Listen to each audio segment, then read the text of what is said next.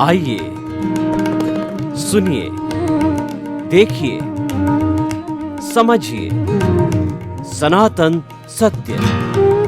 जैसी दृष्टि वैसी सृष्टि, दृष्टि विज्ञान। कुदरत, कुदरती रचना एवं कुदरत के कानून से शाश्वत सुख की प्राप्ति। जोधपुर के परम पूज्य महात्मा उपासक प्रोफेसर डॉक्टर सोहन राज तातेड़ के निर्देशन में सनातन सत्य। जैसी दृष्टि वैसी सृष्टि, दृष्टि विज्ञान।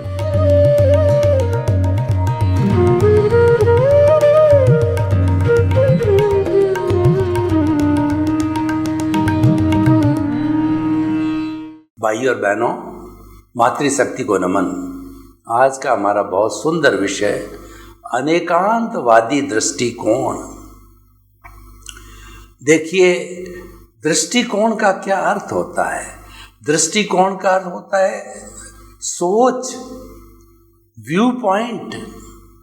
हर व्यक्ति की सोच अलग अलग होती है, क्योंकि हर व्यक्ति की बुद्धि अलग अलग होती है। इसीलिए कहा गया कि मुंडे मुंडे मतिर भिन्ना। जिस किसी के पास भी बुद्धि होती है वह अपने अपने तरीके से काम करती है, तभी हर व्यक्ति का ओरा आभा मंडल अलग होता है। और जो जड़ पदार्थ है, पुद्गल है, उन सब का ओरा एक सा होता है, क्योंकि वो स्टेबल होता है। उसके अंदर कोई फीलिंग नहीं होती है, कोई तरह की संवेदना नहीं होती है, सुख दुख की अनुभूति नहीं होती है। इसीलिए उनका ओरा फिक्स होता है।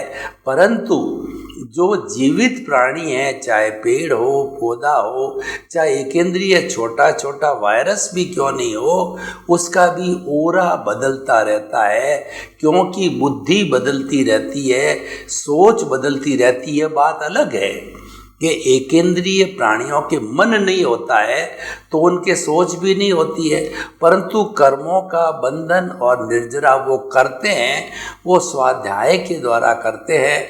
उनका कर्मों का बंधन और कर्मों का छूटना बहुत ही संक्षेप के अंदर होता है, क्योंकि न तो बांधने वाले उनके पास में मुख्य साधन है और न जो है निर्जरा करने वाले साधन है।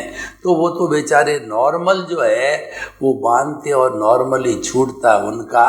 तो ये जितने भी हमारे जो एकेंद्रीय से लगा के चतुंद्रिय तक के और पंचेंद्रिय, जो हमारे मनुष्य को छोड़ करके जितने भी प्राणी हैं, उनके सामान्य कर्म बंद होता है और सामान्य उनके निर्जरा होती है, क्योंकि उनके पास में पावरफुल सिस्टम नहीं है।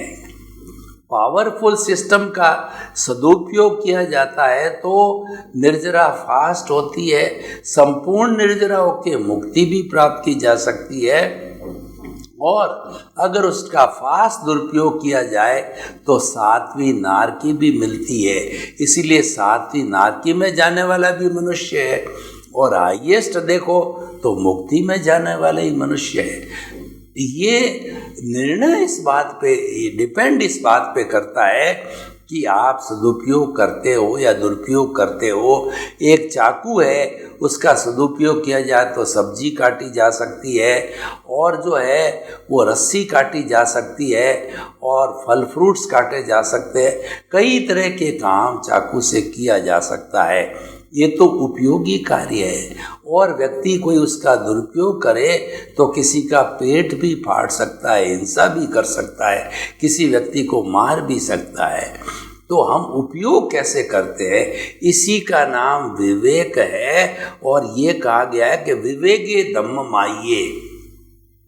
विवेक को धर्म की संज्ञा दी गई है कि आपका जो कॉमन सेंस है, विवेक है, वह आपका धर्म है कि आप किस तरीके से कॉमन सेंस को यूज़ करते हो। हमारे जितने पुराने लोग होते थे, जैसे हमारी पुरानी दादियाँ हैं, नानियाँ हैं, नाना है, दादा है, वो लोग ज़्यादा पढ़े लिखे नहीं हुआ करते थे, क्योंकि उनके वहाँ पे कोई स्कूल कॉलेज नहीं होते थे, पोशालें नहीं होती थी। वो तो अपने अनुभव से अपना जीवन चलाते थे। जैसे कि मान लो जुगलिया युग आता है, पहला जो आ रहा, दूसरा आ रहा और तीसरा आ रहा, युगलिया चलते थे। तो युगलिया के अंदर तो क्या है कि वो उनके बहुत कम आवश्यकता होती थी, उनके क्रोध मान माया लोभ कम होते थे, उनके कर्मों का बंधन बहुत कम होता था, क्योंकि दुरुपयोग नहीं करते थे। धीरे धीरे आदमी जो है उसकी बुद्धि बदलने लगी, जो लोभ की प्रवृत्ति बदलने लगी, तो उसने जो है बुद्धि का दुरुपयोग करना चालू किया। और दुरुपयोग चालू करने से आज हमारे समाज की स्थिति बनी है।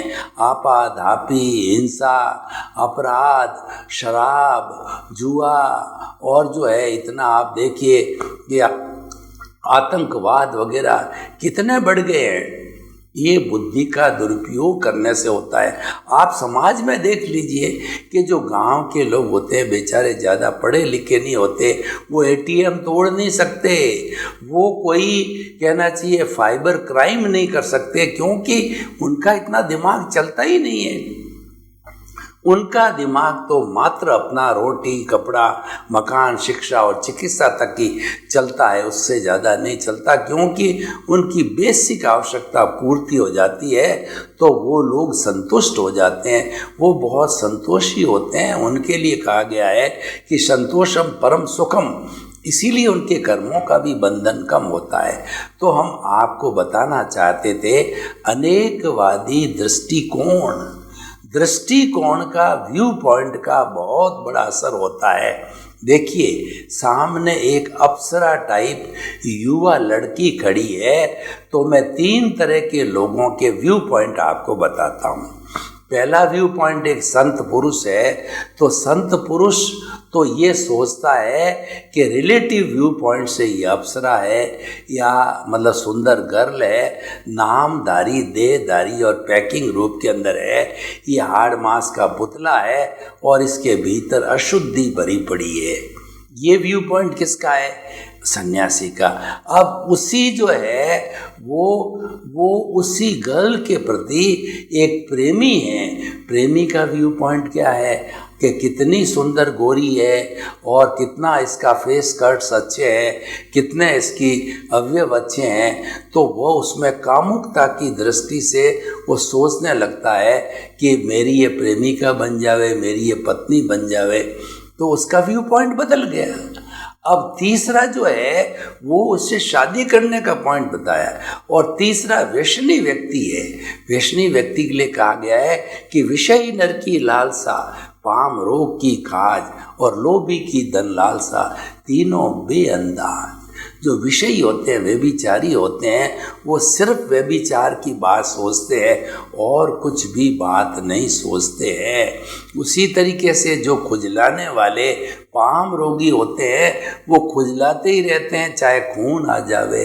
लोभी है, उनकी आवश्यकता नहीं है तो भी घर भरते जाते हैं, अपनी जेबें भरते जाते हैं और तिजोरियां भरते जाते हैं। ये उनके लिए कहा गया है। तो भाइयों और बहनों, तीनों के तीनों व्यू पॉइंट है। हर व्यक्ति का अपना अपना व्यू पॉइंट होता है, इसीलिए हमें कोई भी बात करनी with reference to our view point व्यक्ति को देख के करना पड़ता है। और हर एक का व्यू पॉइंट अलग होने के कारण कभी भी किसी के व्यू पॉइंट मिलते नहीं है। ये बात अलग है कि हमने लॉजिकली कोई भी बात किसी ग्रुप के सामने रखी और ग्रुप ने पूरे ने उसको एक्सेप्ट किया, तो वो तो हमको एक्सेप्टेंस मिली, मान्यता मिली, लेकिन सोचने का तरीका हर एक का अलग अलग है। समाज के अंदर कुछ एथिक्स बनते हैं, वो मान्यता प्राप्त होते हैं। समाज में रूल्स बनते हैं, मान्यता प्राप्त होते हैं। देश में, विश्व में जो भी नियम कानून कायदे बनते हैं वो मान्यता प्राप्त होते हैं, लेकिन व्यू पॉइंट तो हर व्यक्ति का अपना अपना होता है। तो अब अनेकांतवादी दृष्टिकोण की हम बात करते हैं कि आखिर में अनेकांत क्या है। अनेक प्लस अंत, जिसके कई अंत होते हैं, मल्टी डायरेक्शनल होता है, उसको अनेकांतवाद कहते हैं। कहने का वही बात है व्यू पॉइंट की बात करें कि हर एक का व्यू पॉइंट अलग अलग है, तो अनेकांत की दृष्टि से हम कहेंगे इसके पास सत्यांश है, इसके पास सत्यांश, दूसरा व्यू पॉइंट सत्यांश, तीसरा व्यू पॉइंट सत्यांश, चौथा व्यू पॉइंट सत्यांश। 7.8 अरब की जनसंख्या के अपने अपने व्यू पॉइंट, अपने अपने सत्यांश है। जब इन विश्व के समस्त लोगों के सत्यांशों को हम जोड़ते हैं तब वो परफेक्ट ट्रुथ बनता है, उसका नाम है केवल ज्ञान। और जिस व्यक्ति को ये केवल ज्ञान उसकी आत्मशुद्धि परफेक्टनेस के बाद प्राप्त हो जाता है, पहले केवल दर्शन होता है आत्मशुद्धि के, जब संपूर्ण निर्जरा के बाद में फिर केवल ज्ञान हो जाता है। तो जिसको केवल ज्ञान होता है वह इस औदारिक शरीर में जीता जागता भगवान पूजनीय, वंदनीय और स्तुत्य होता है। जैसे कि हमारा 24 के 24 तीर्थंकर जो है वो इसी तरीके औदारिक शरीर के अंदर भगवान बनते थे और हम उनकी पूजा करते थे, उनके समोषण को हम सुनते थे, वो करुणा के सागर होते थे, वो हमारा उद्धार करते थे। उनका अतिशय है जहाँ वो विराजते थे 125 योजन तक कोई भी अशांति, दुख, दर्द और जो कहना चाहिए अतिवृष्टि, अनावृष्टि, भूकंप कुछ भी नहीं आता था, सभी लोग बड़े सुखी रहते थे। ये उनका अतिशय था।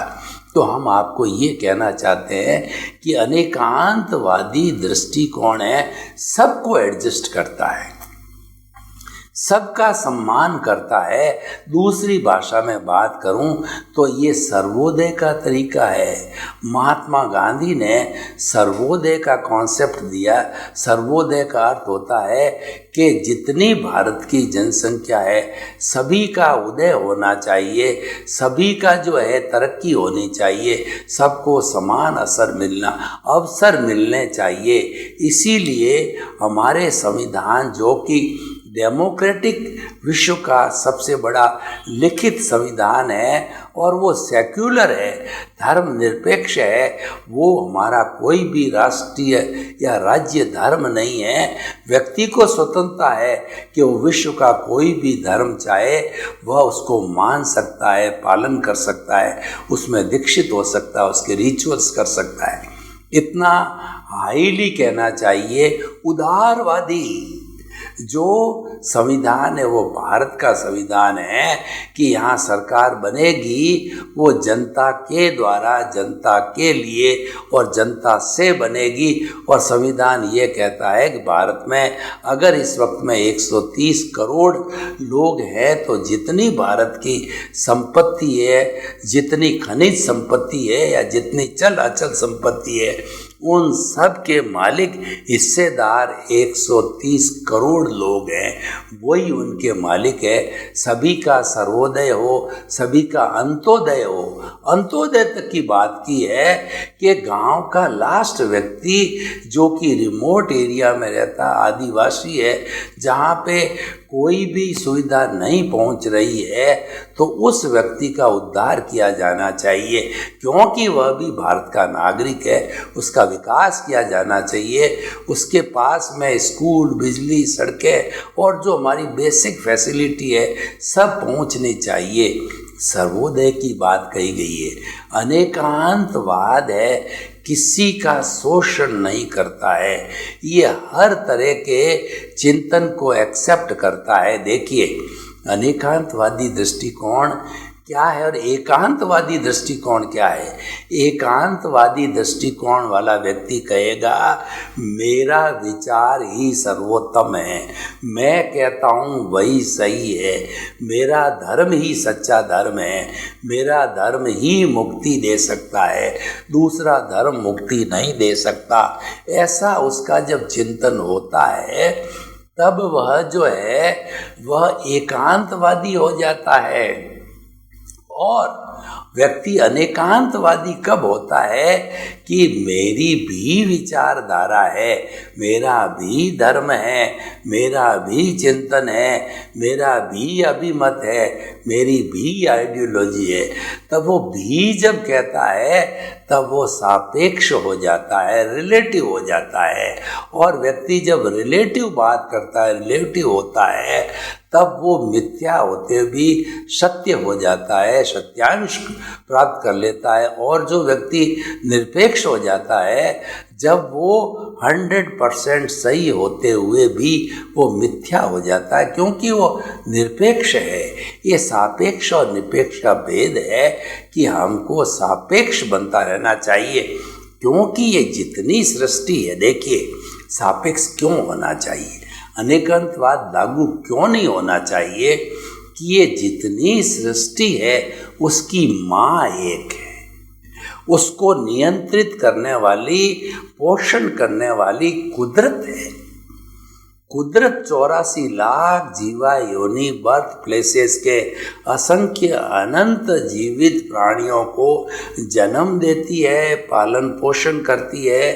मन वचन का है कि उनकी हर प्रवृत्ति वो इसी कुदरत के अधीन करते हैं।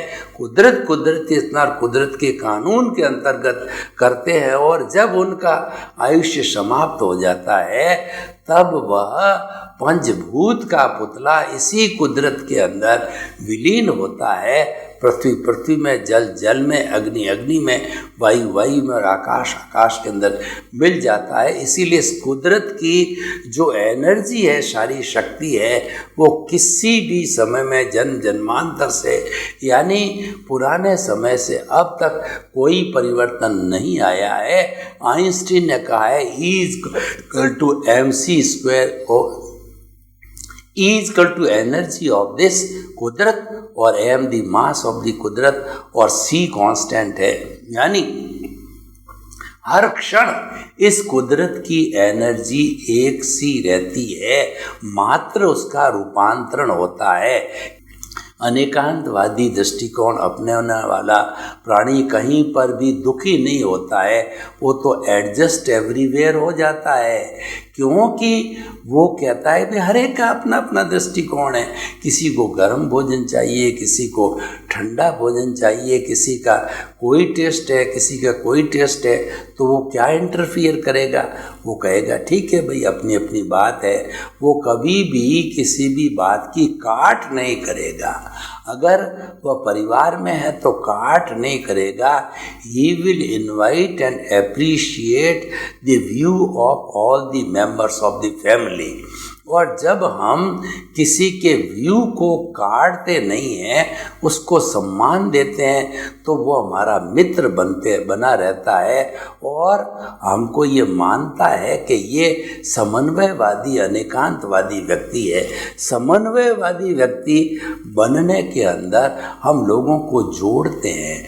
जिस समाज में एकांतवादी लोग होते हैं वो समाज जल्दी टूट जाता है, और अनेकांतवादी लोग होते हैं वो समाज आगे से आगे बढ़ता जाता है। आप किसी घर को देखिए, किसी घर के अंदर सभी एक दूसरे के मत को स्वीकार करते हैं, अहमियत देते हैं, पालन करते हैं, उसमें श्रद्धा रखते हैं, तो परिवार कभी टूटता नहीं है। परिवार टूटता किस लिए है कि कहीं न कहीं पर एकांतवादी दृष्टिकोण, स्वार्थ की भावना कहिए या एकांत सोच कहिए, उसके अंदर वह डूबने के कगार पर आ जाता है।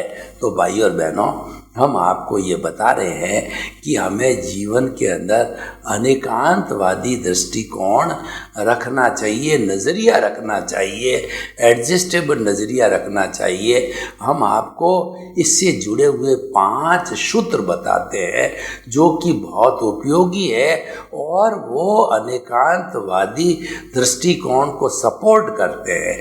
पहला बहुत छोटा बहुत बड़ा उपयोगी, और जिसकी कि हम वैश्विक 5 सूत्रों को हम वैश्विक स्तर पे अनेकांतवादी दृष्टिकोण से मान्यता दे सकते हैं। पहला सूत्र है कि जगत निर्दोष, सब मेरा दोष। आप ये मान के चलिए कि इस दुनिया में कोई दोषी व्यक्ति नहीं है, सारा दोष मेरे कर्मों का है। जो भी घटित होता है मेरे जीवन में, जन्म से मृत्यु के बीच में किसी तरह की भी सुख की दुख की घटना घटित होती है, वह मेरे कर्मों के कारण होती है। इसके अंदर कोई दोषी नहीं है, कोई दोषी हो भी नहीं सकता, क्योंकि सभी अपने कर्मों के अनुरूप जीते हैं, मरते हैं। ये बात अलग है कि निमित्त बनता है, ये सारा संसार निमित्त से चलता है, क्योंकि उपादान निमित्त के बिना पूरा नहीं होता है। मान लीजिए कि मेरा उपादान है कि मुझे करोड़ों रुपए मिलेंगे, तो करोड़ों रुपए मेरे भाग्य में है, लेकिन वो करोड़ों रुपए मिलेंगे कैसे? मैं बड़ा धंधा करूँगा, बड़ी फैक्ट्री लगाऊंगा, कई लोग मेरी मदद करेंगे। अगर मैं जो है ट्रेडर हूँ तो कई लोग मेरा माल खरीदेंगे, सेल होगा, उस सेल से मेरी आवक बढ़ेगी और मैं बड़ा बनूंगा। फैक्ट्री है तो मास प्रोडक्शन वाले मजदूर आएंगे, संभालने वाले सेल्स वाले आएंगे। जब सेल बढ़ेगी तो मैं बड़ा व्यक्ति बनूंगा। तो कितने लोगों का सहयोग मिलने से जो है मेरा उपादान पूरा होता है। तो इसलिए उपादान निमित्त बिना पूरा नहीं होता है, और निमित्त है उपादान बिना नहीं आता है।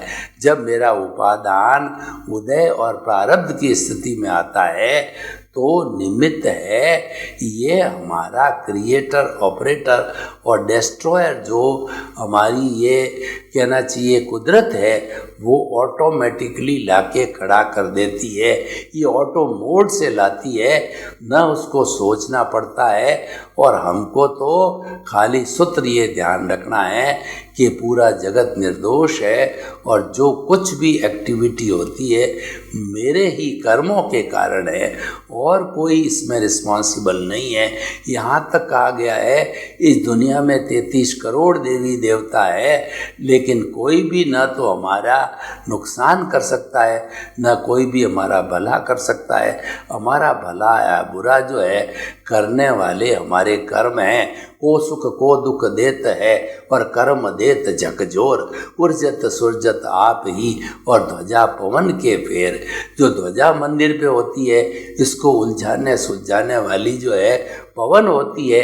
हमको सुख और दुख देने वाली जो है हमारी जो है आत्मा ही है, हमारे कर्म ही हैं जो हमको सुख दुख देते हैं। तो ये मान के चलना चाहिए कि जगत निर्दोष, पूरी जो हमारी ये सृष्टि है वह वीतराग है, वो निर्दोष है, किसी का दोष नहीं है, दोष मेरे कर्मों का है।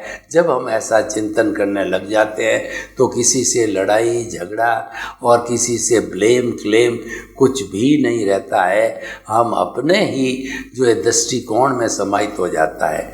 दूसरा है एडजस्ट एवरीवेयर। अनेकांतवादी दृष्टिकोण वाला व्यक्ति हर जगह एडजस्ट होगा।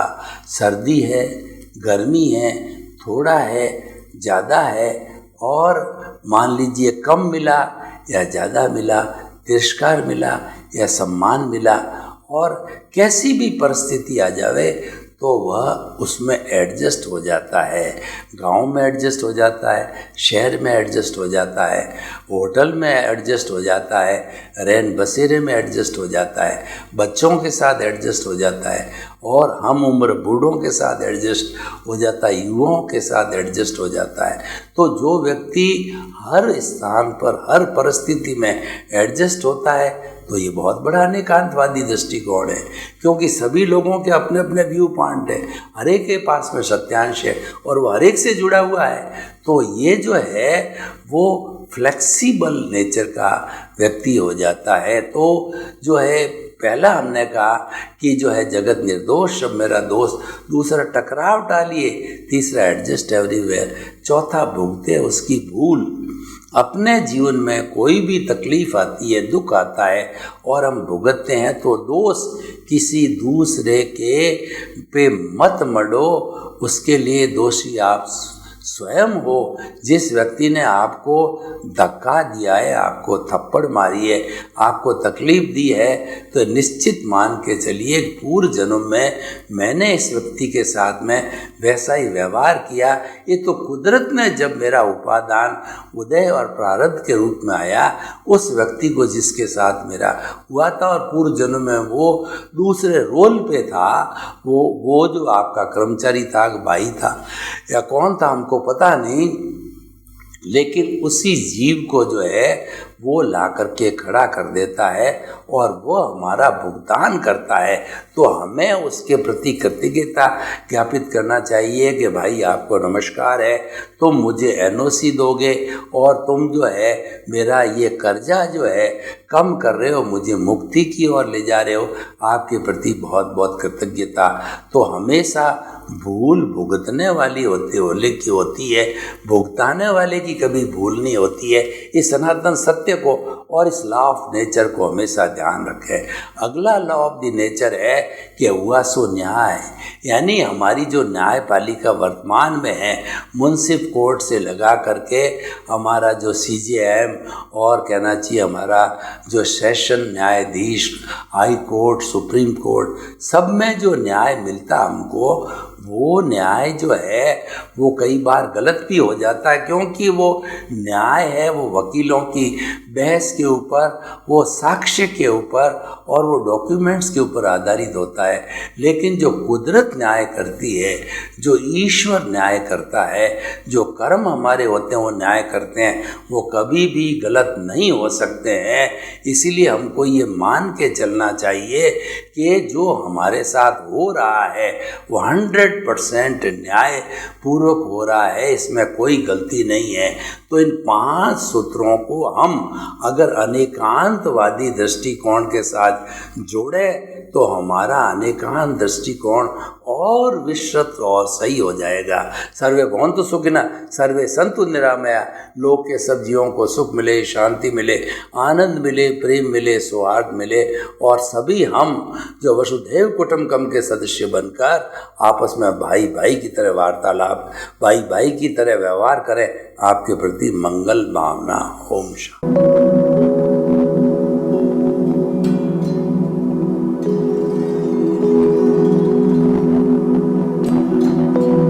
एक ऐसा अंतर्राष्ट्रीय ख्याति प्राप्त मानव जो गुरु प्रेरणा से पिछले 20 वर्षों से वानप्रस्थ जीवन जीते हुए 24 घंटे मानवता की सेवा में संलग्न है। एक ऐसा मानव जो अभी राष्ट्रीय, अंतर्राष्ट्रीय टीवी चैनलों पर 7,500 एपिसोड के माध्यम से सनातन सत्य, आत्मविज्ञान एवं पुनरुत्थान, व्यवहार एवं निश्चय जगत के जीवनोपयोगी विषयों पर हृदय स्पर्शी प्रवचन कर चुका है। उस मानव का नाम है महात्मा उपासक प्रोफेसर डॉक्टर सोहन राज तातेड़। प्रोफेसर तातेड़ द्वारा योग, दर्शन, शिक्षा विषयों पर रचित पीएचडी स्तर के 250 शोध ग्रंथ भारत के 100 प्रतिष्ठित विश्वविद्यालयों में शोधार्थी पढ़ रहे हैं तथा वे सभी शोध ग्रंथ वहां की सेंट्रल लाइब्रेरियों में उपलब्ध हैं। महात्मा सोहन राज ने अभी तक हजारों स्कूलों, कॉलेजों, विश्वविद्यालयों एवं संस्थाओं में सेमिनार, वर्कशॉप, कैंप लगाकर लाखों विद्यार्थियों को योग, दर्शन, शिक्षा का प्रशिक्षण देकर उन्हें सुसंस्कारित किया। डॉक्टर तातेड़ ने भारतीय संस्कृति उत्थान के 4000 से अधिक समसामयिक विषयों पर आर्टिकल लिखकर ऑनलाइन जर्नल, पत्रिकाओं, वेबसाइट्स पर प्रकाशित किया, जिसका उपयोग लाखों पाठक कर रहे हैं। उपासक तातेड़ के 5000 से अधिक आज का सुविचार, आज का शुभ संदेश, आज का मंगल भावना योग आदि चिंतन websites, Twitter, blogger, Facebook, YouTube माध्यमों से लाखों लोग अपना जीवन निर्माण कर रहे हैं। मानवता के मसीहा ऐसे महामानव महात्मा सोहन राज तातेड़ के प्रोफाइल को अभी तक विश्व के 20 लाख दर्शक यूट्यूब पर, 12 लाख गूगल पर एवं लाखों दर्शक फेसबुक, ब्लॉगर, ट्विटर और इंस्टाग्राम पर देख चुके हैं।